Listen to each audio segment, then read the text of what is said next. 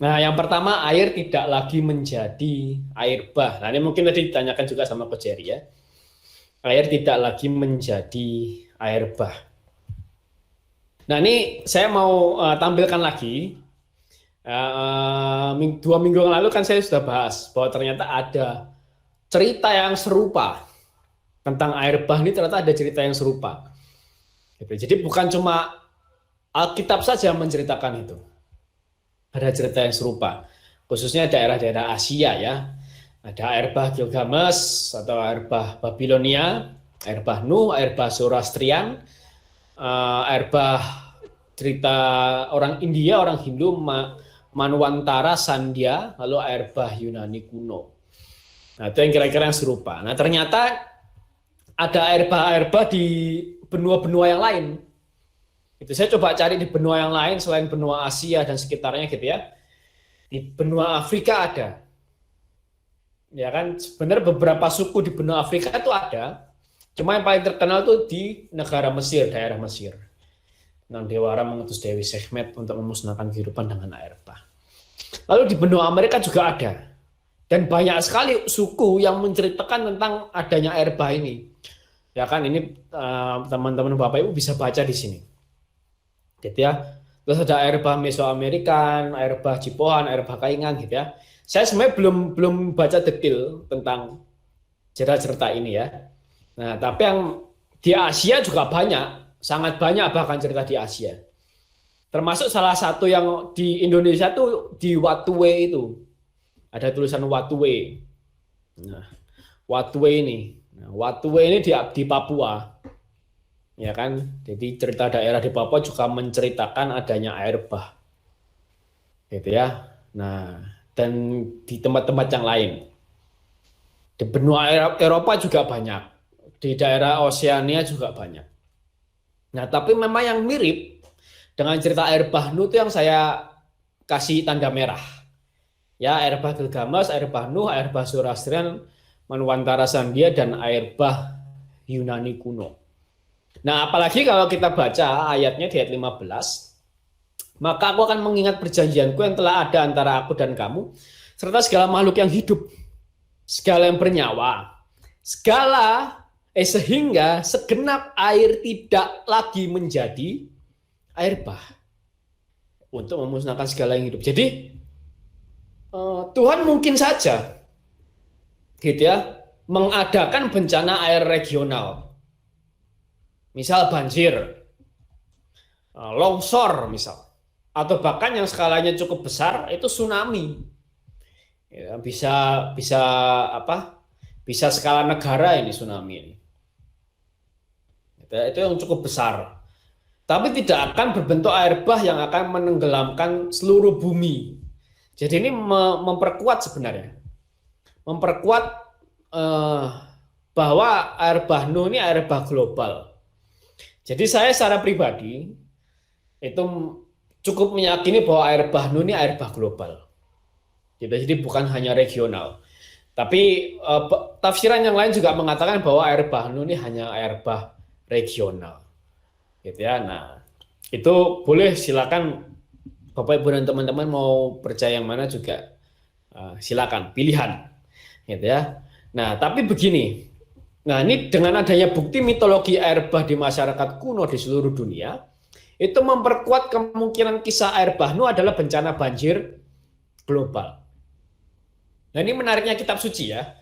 Jadi kitab suci itu bukan hanya Alkitab lebih tepatnya. Alkitab itu bukan hanya didukung dengan sesama Alkitab gitu ya, dengan oleh para teolog-teolog gitu. Orang-orang Yahudi ataupun orang-orang Kristen, orang-orang Katolik, bukan hanya seperti itu, tapi ternyata Alkitabnya didukung dengan kisah lain yang non Alkitab. Kisah lain yang tidak ada di Alkitab itu mendukung tentang adanya hal ini. Nah, nanti kalau kita bahas tentang Abraham, Yakub, Yusuf, bahkan waktu menarik sekali. Bagaimana bukti-bukti lain non Alkitab itu memperkuat keabsahan, kebenaran cerita yang ada di dalam Alkitab. Nah, itu nanti kita akan bahas lebih detail lagi tentang hal ini ya. Ini waktu kita sudah masuk ke Abraham, wah nanti seru tuh. Ya. Bagaimana banyak bukti sejarah, bukti penemuan arkeologi yang membuktikan tentang adanya kisah Abraham itu. Kalau Nuh ini memang kesejarahannya agak sedikit susah. Tapi dengan adanya cerita yang serupa di masyarakat kuno seluruh dunia ini memperkuat kemungkinan kebenaran kisah Alkitab. Itu yang pertama. Nah, terus yang kedua ini darah adalah nyawa. Nah, ini tadi Ko Peter sempat bahas tentang ini ya, darah adalah nyawa. Tapi saya mau bahas dari sudut pandang yang lain. Ayat 4 dan ayat 5, hanya daging yang masih ada nyawanya, yakni darahnya, janganlah kamu makan. Tetapi mengenai darah kamu, yakni nyawa kamu, aku akan menuntut balasnya. Dari segala binatang, aku akan menuntutnya. Dan dari setiap manusia, aku akan menuntut nyawa sesama manusia. Bentar, saya minum dulu sedikit.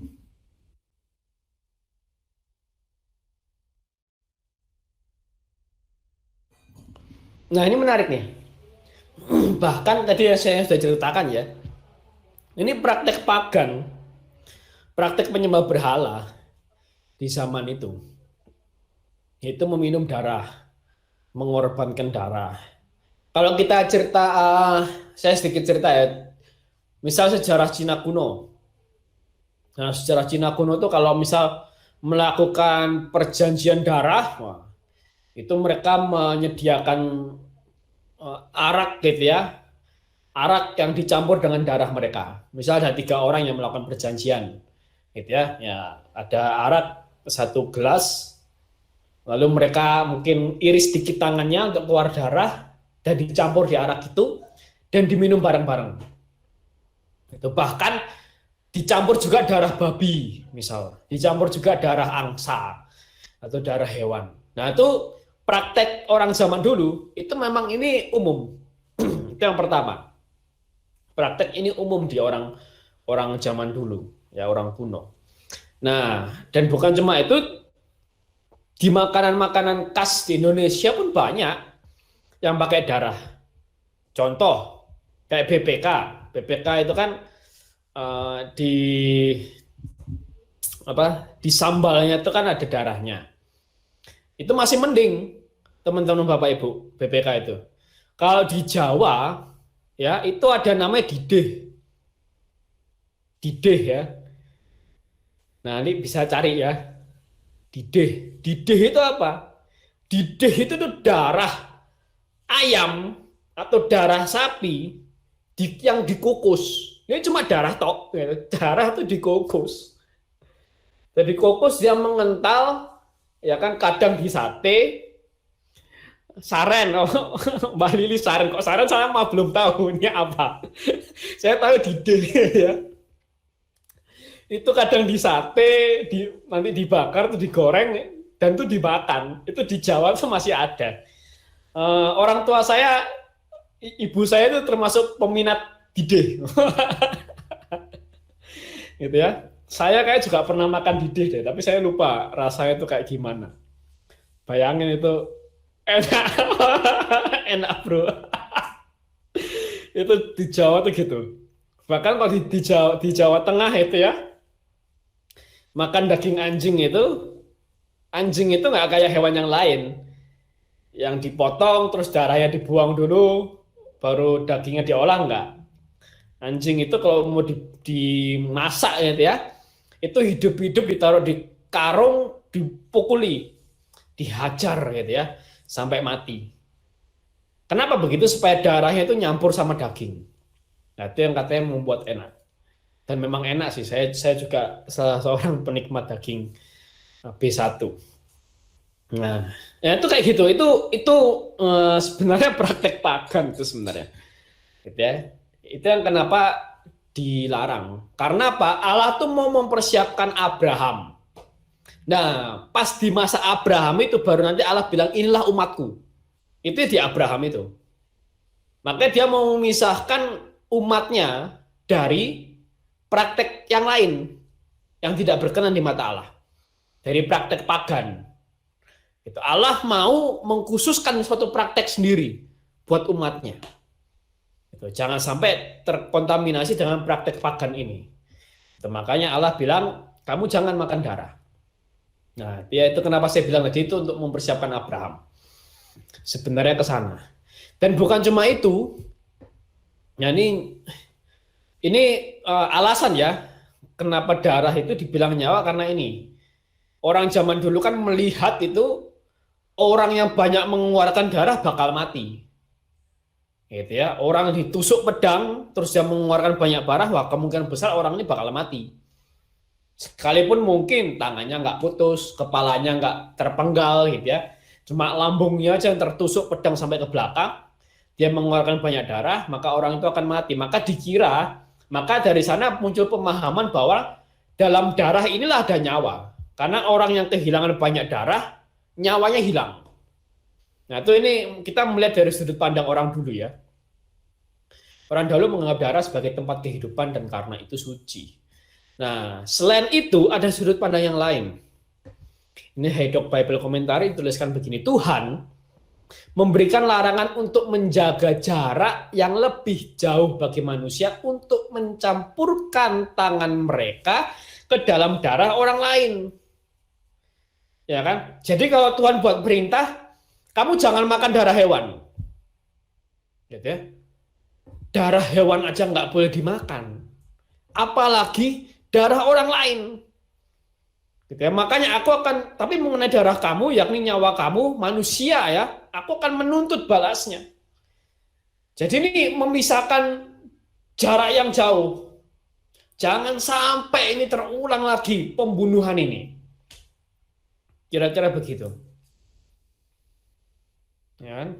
Karena kembali lagi konsep orang pagan kan menganggap bahwa kita mempersembahkan darah bayi untuk dewa tertentu.